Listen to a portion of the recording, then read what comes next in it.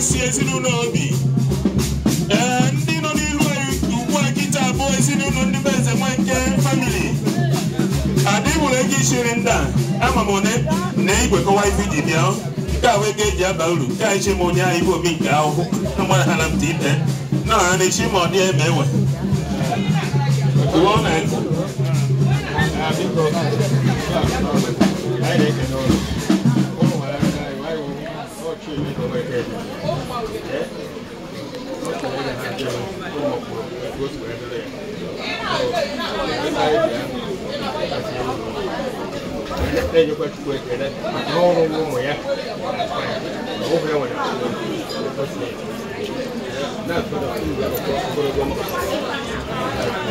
Amen.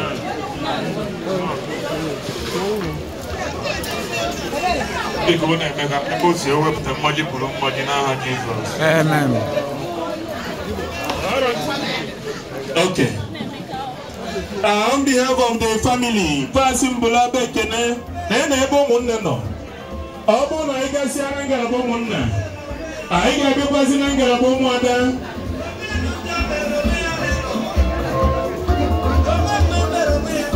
Aine bwani iga fuko munna na Kene. Andi Bela Kasiopi, eze mwenke family.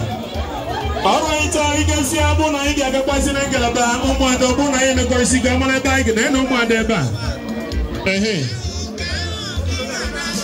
Anene nangara bo